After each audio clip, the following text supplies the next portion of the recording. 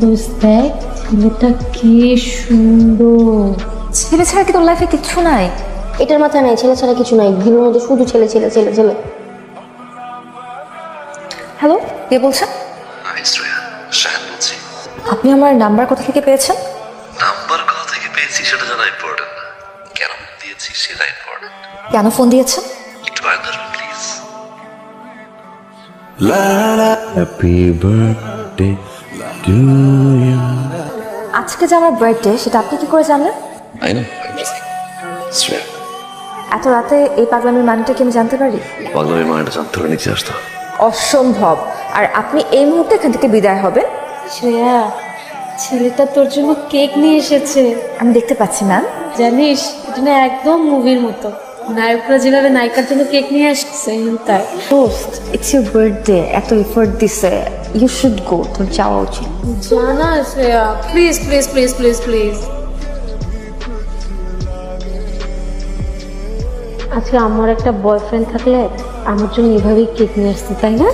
Swear. আজকের দিনটা আমার জন্য স্পেশাল, আমার জন্য।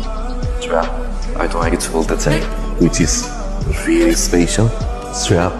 বলো। Swear. আমি আমার ভাবি। Swear, আমি আমি আমি আমি কি এই যে চিরকুটটা লিখেছিলি সেই চিরকুটটা করি কি দিয়ে তো বাসায় আসছি। বাসায় লিখে আমি মানে গাড়ি টান দিয়ে গিয়ে বাসা থেকে চিরকুটটা লিখেছি। আরে দাদার মতো কথা বলিস বাট বলো। এই চিরকুটে যা লিখেছিলি সেটা মনে নেই? বাবা, বাবা ঠিক আছে। আমি ভাবি, ও শ্যান, ও আমাদের বাবা। হ্যাঁ হ্যাঁ, তারপরেরটা বলো। Swear. আমি তোমাকে ভালোবাসি, ভালোবাসি, ভালোবাসি, ভালোবাসি। আমি বলছি আমার ছেলে, হ্যাঁ ছোট ছেলে, ও খুব সাই। হ্যাঁ আমিও আমার স্ত্রীকে ওইভাবে প্রপোজ করতে পারিনি তো, আমার এই রক্ত তো ওই জন্যই। শ্রেয়া, জেনেটিক্যালি ওনারা কেউ প্রপোজ করতে পারে না, প্রপারলি কথা বলতে পারে না, কিন্তু তুমি বুঝে নিয়েছো তো, রাইট? শ্যান তোমাকে ভালোবাসে। মানে আমি তোমাকে ছাড়া বাঁচবো না। তুমি? সাই শ্যান বাঁচবে না। Got it? দোস্ত, এইসব দেখে না যদি অলরেডি ধপাস করে পড়ে গেছে, আমিও ধপাস করে পড়ে যাব। তার আগে রাজি হয়ে যাও, এরকম ফ্যামিলি কোথাও পাবো না তুমি। বলো। হাসি দিচ্ছে, হাসি হাসি দাও মানে ইয়েস ইয়েস। এটা পছন্দ হয়েছে? ভীষণ।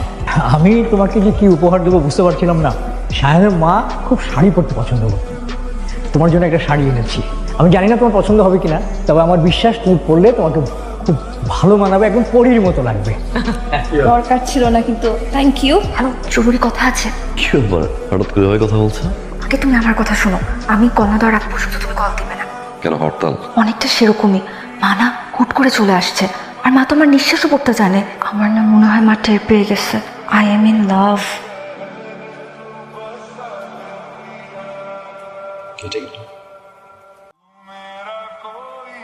ওর নাম সায়ান। বাবা কি করেন? বাবা বিজনেস করে, জেকে গ্রুপের মালিক। সায়ান ওর বাবার বিজনেসই দেখছে। তার মানে ধনী পরিবারের ছেলে। আমি চাই না তুমি সম্পর্কটা কন্টিনিউ করো। মা, সায়ান খুব ভালো ছেলে। আমি তোমাকে যা বলেছি আমি আশা করব তুমি এটা শোনার চেষ্টা করবে।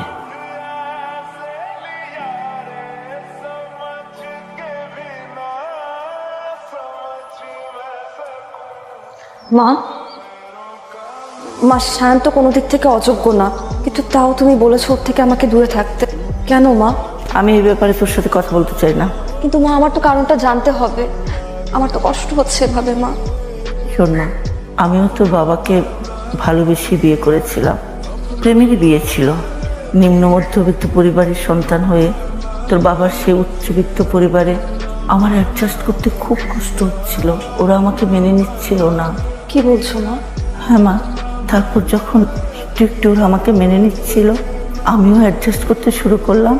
তখনই তোর বাবাকে হারালাম। তোর বাবার মৃত্যুতে সব কিছু ওলট পালট হয়ে গেল। আমাকেও বাড়ি থেকে বের হতে হলো। কিন্তু মা, সব পরিবারের মানুষরা তো একরকম হয় না। কিন্তু সব উচ্চবিত্ত পরিবারেই সম্পত্তি নিয়ে একটা হানাহানি থাকে।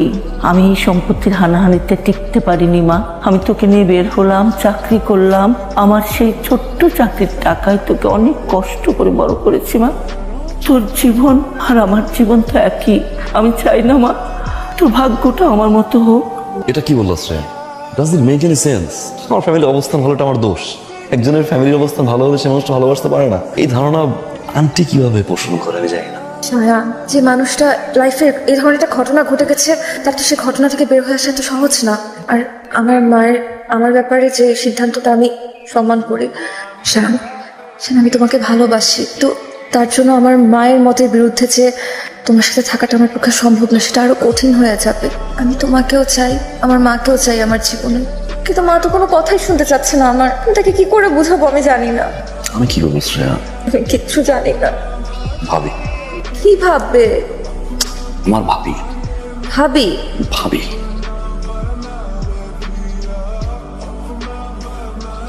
আন্টি আসসালামু আলাইকুম। ওয়ালাইকুম সালাম। ভালো আছেন? জি ভালো আছি। আপনি কি এই এলাকায় নতুন এসেছেন? আমি থাকি মফস্বলে, আমার মেয়ে থাকে। ও আচ্ছা, আপনি জব করেন ওখানে? জি। আন্টি আসলে হয়েছে কি, আপনার চেহারা একদম আমার শাশুড়ির সাথে মিলে যায়, সেজন্য আমি গাড়ি থেকে দেখে আপনাকে থামালাম, কিছু মনে করবেন না। না না ঠিক আছে। আপনাকে যদি একটু বাসায় নিয়ে যেতে পারতাম খুব ভালো লাগতো আন্টি। আরেকদিন যাব, আজকে না। আন্টি প্লিজ এক কাপ চা খেয়ে চলে আসবেন, প্লিজ প্লিজ চলুন না। আচ্ছা ঠিক আছে। থ্যাংক ইউ আন্টি, আসুন। বিশ্বাস করেন আমি একদম চমকে গেছি, আপনি দেখতে হুবহু আমার বড় খালার মতো। এই কি বলছো? তুমি কি আম্মার চেহারা ভুলে গেছো? আন্টি চেহারা পুরো আম্মার মতো, দেখো দেখো ভালো মতো দেখো। মার খালা চেহারা তো একদম একই রকম ছিল। তোমরা তো খুবই মজার মানুষ। শুধু মজার মানুষ মুখে মুখে বললে তো হবে না আপা, এই যে আপনার জন্য আমি চা নিয়ে এসেছি। আপনি জানিয়ে এসেছেন? আরে আমাদের বাসায় মেহমান আসলে পরে আমরা নিজেরাই আপ্যায়ন করে থাকি। আপনাদের দেখে খুব ভালো লাগছে, আপনারা বেশ ফ্রেন্ডলি। হ্যাঁ হ্যাঁ, আপনি একদম ঠিক বলেছেন। জানেন, আমার ছোট ছেলে একটা মেয়েকে খুব পছন্দ করে, সে কথা সে অকপটে আমাদের কাছে স্বীকার করেছে। কিন্তু সমস্যা কি জানেন, মেয়েটির মা তার মেয়েকে আমার ছেলের কাছে বিয়ে দেবে না। কেন? তার একটা মিসকনসেপশন আছে, রিচ ফ্যামিলির মানুষজন বা এলিট ফ্যামিলির লোকজনদের মধ্যে পারিবারিক বন্ডিংটা থাকে না। আপনাকে একটা কথা বলি, আমার স্ত্রী আমার বাবার প্রতিষ্ঠিত স্কুলের হেডমাস্টারের মেয়ে ছিল। আমরা প্রায় 40 বছর একসাথে সংসার করেছি। আমাদের দুজনের মধ্যে ভালোবাসার বন্ডিংটা এমন ছিল যে ওর শেষ দিন পর্যন্ত আমরা দুজনকে প্রচন্ড ভালোবেসেছি। আন্টি, আমার দেবর সায়ান, ও যে মেয়েটিকে পছন্দ করে, মেয়েটি তার মাকে অনেক ভালোবাসে, সেজন্য মায়ের কথা সে ফেলতে পারছে না, কারণ মা যে রাজি না। আমার মেয়েটিও একটা ছেলেকে পছন্দ করে, ওরাও রিচ। আমি রাজি হইনি, এখন আফসোস হচ্ছে। তারাও যদি আপনাদের মতো মন মানসিকতা হতো তাহলে আমি না করতাম না।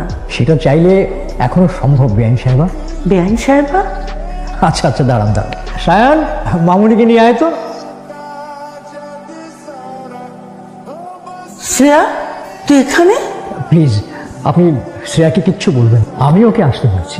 আমি আপনাকে বলেছিলাম না আমার ছেলে একটা মেয়েকে ভালোবাসে, এই সেই মেয়ে আপনার শ্রেয়া। আন্টি আসলে আমাদের সিচুয়েশনটা আপনাকে বোঝানোর জন্য এভাবে করে আপনাকে নিয়ে এলাম। আপনি অনুমতি দিলে আমরা আপনার মেয়েকে আমাদের করে পেতে চাই। আন্টি, সায়ান শ্রেয়াকে অনেক ভালোবাসে, আমরা সবাই শ্রেয়াকে অনেক ভালোবেসে ফেলেছি, তাই আমরা চাই শ্রেয়া আমাদের সাথেই বাড়িতে থাকুক, আপনি যদি রাজি থাকেন। আন্টি, আমি আপনার একটা ছেলে থাকতে চাই।